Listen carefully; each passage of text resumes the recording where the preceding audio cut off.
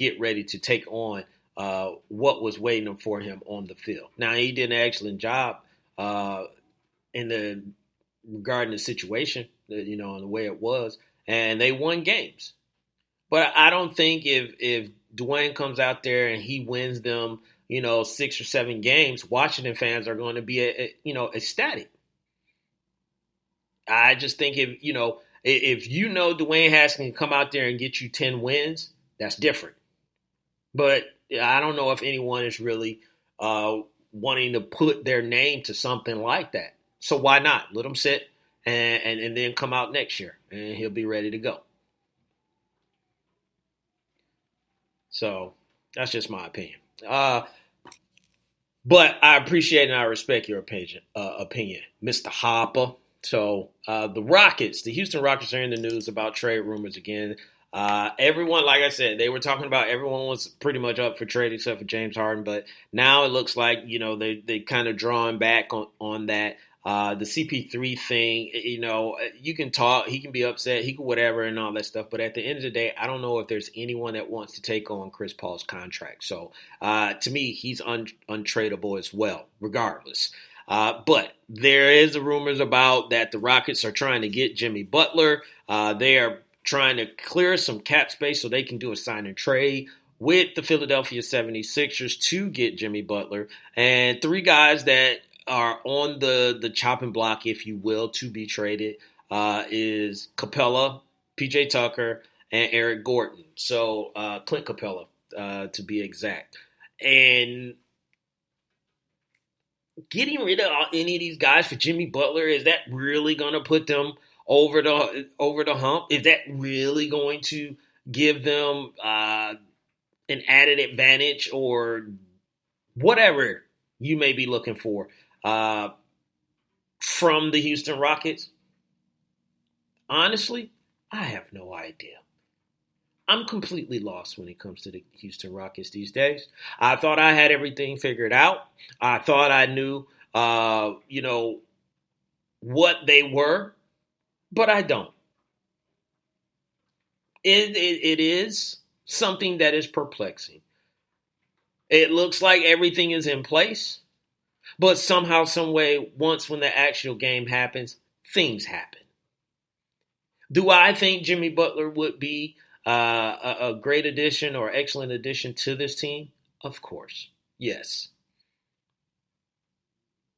But what are you trying to do with your team if you're adding Jimmy Butler?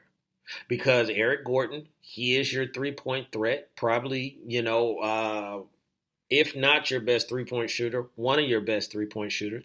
Jimmy is not going to be your best three-point shooter.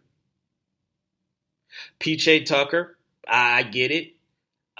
Jimmy Butler and PJ Tucker can probably play the same defense, but Jimmy can give you probably a little bit more. Well, no, he can. He can give you a little bit more offense than PJ Tucker. So I get that. Clint Capella, you're taking a big man out the middle, but I told you Chris Paul was going to enhance Chris Capella's stature on that team, and he did.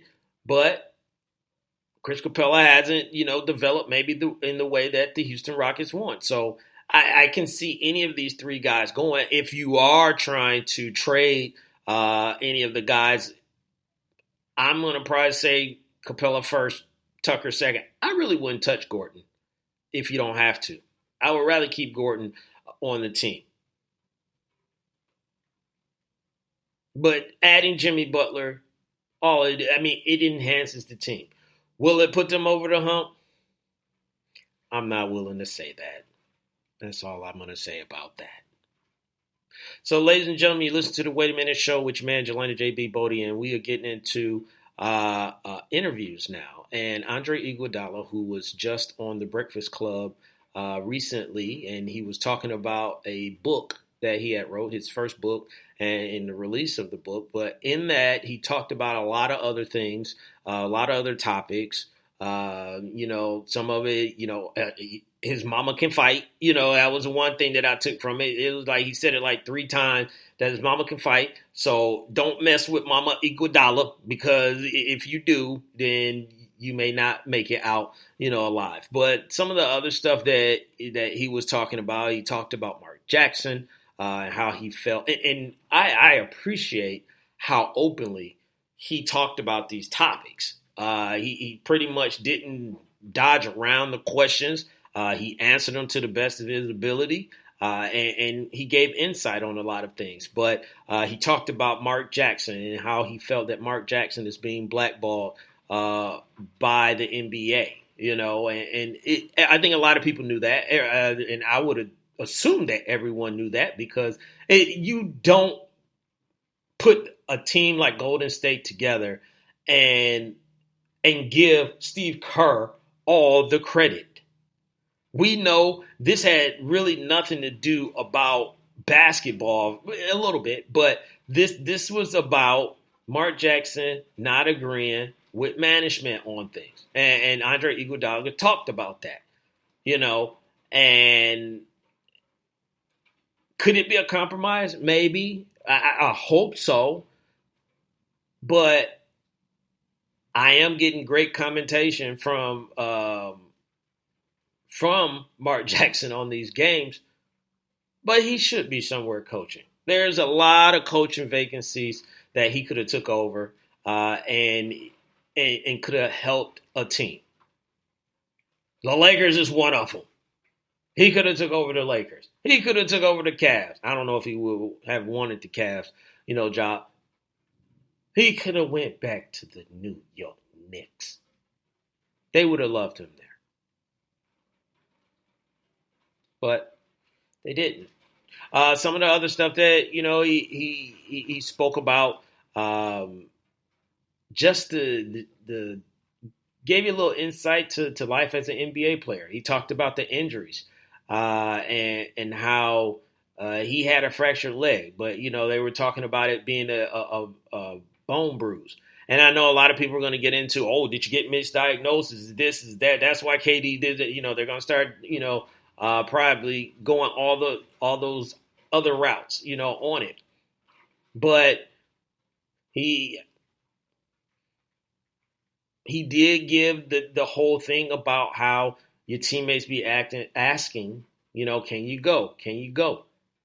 Can you go? And I said, on this, with KD going out there, and I know I'm getting off topic a little bit, but I said I think it was more KD than anything. Yes, I'm sure people asked him, was trying to pressure him, to go out there. But I think KD more than anybody because he loves just to play basketball, and he wanted to give it a shot. So, and it was the same thing for Iguodala. He didn't want to let his teammates down. He wanted to go out there. Like anything, he felt the pressures from his peers.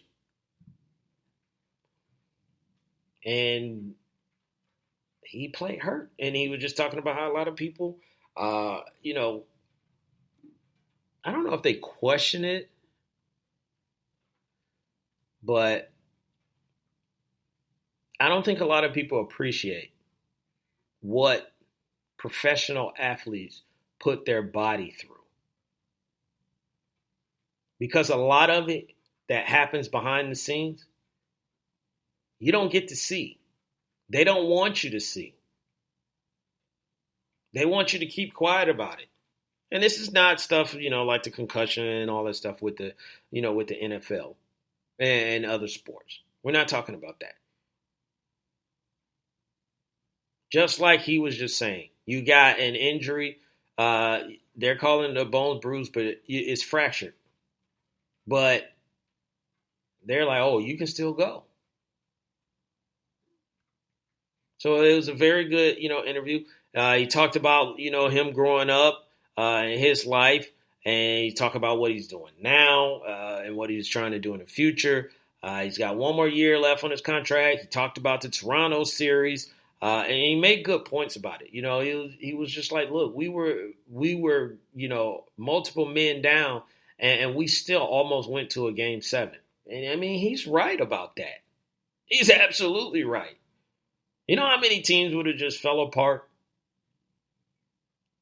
Missing player after player after player after player like they did? So it's almost an hour-long interview. Like I said, he talked about a bunch of stuff. But if you get a chance, you can go on YouTube and then just type in, Breakfast Club, Andre Iguodala, and it'll pop right up. It's a lot of good stuff that he was talking about in there. But what I'm going to talk about now, ladies and gentlemen, and I appreciate you for hanging out with your boy, I'm going to talk about this Big L Award. Yes.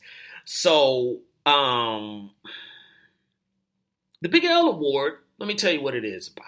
It's the Big Loser Award. Sometimes we just do losers things in life, and you just have to take an L for it. I've taken a big L. Lopan's taken a big L. Other people have taken a big L. So it's just part of life. But when it happens, it needs to be pointed out. So me and Lopan, we do what we always do. But this time, this is about something previously we just talked about. And we're just going to add on to what we were talking about with the Big L Award. So me and Lopan, we didn't even bother chartering the negative G5. It was close enough that we could hop on the mega bus for about $6 and ride down into Florida. And we're going to pull up on the Tampa Bay Rays facility. And we were talking about earlier about how the owner for the Tampa Bay Rays was talking about moving or actually splitting the team into two different cities and having Montreal having some games and having Tampa Bay having some games. And then he started talking about what's going on with, the sales or whatever else, the team not being able to keep up with, and attendance, all that stuff, instead of just moving the team. But you gonna ask a fan to have an open mind in sharing their baseball team. You're going to ask a fan to share a professional sports franchise. You're going to ask a fan to share something that every state does not have. There are plenty of states that do not have a professional athletic team in their state, and now you are asking them to share. And then you want to tell them to have an open mind? Open mind about what? I already spoke about what happens with playoffs game. Who gets that? If it's a championship, they win. Who gets the championship? Where does it reside? Who gets the parade? And then also, when did it come across being cool to ask someone to have an open mind about something like that? I just don't get where they're going. But now when the players start having these ideas about having open minds about stuff, then we want to set them up and go and shoot holes all through their statement. Well, that's what we're going to do here right now. There is no way you should be asking a fan to halfway support your team or full way support your team when you're giving them half the team. I'm not going to support a team fully that is going to go up to another city and, impress someone else or entertain somewhere else while I sit back here in the background like I'm a backup singer. That's not going to happen. So, ladies and gentlemen, the Tampa Bay Devil Rays asking fans to share their professional sports franchise. You got to take this big L. See? Another loser. Indeed as well, Lopan. All the way from Atlanta.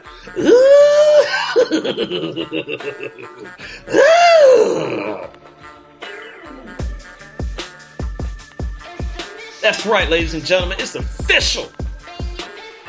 Another one in the books for the Wait a Minute show. Asking a fan to be open-minded about sharing their professional franchise. Where they do that at? I digress, ladies and gentlemen. So, ladies and gentlemen, I appreciate you. If you were listening in the background, I appreciate you for listening and tuning in with your boy. And I'm going to hit some people up in the chat room that was up there in just a moment. But But don't forget, TDSS5 going down October 18th, 19th, and 20th. You don't want to miss that. It's going to be a lot of fun here in the ATL when I get back. I'm out of town right now, but I'll be back tomorrow. And speaking of that being back, I'll be back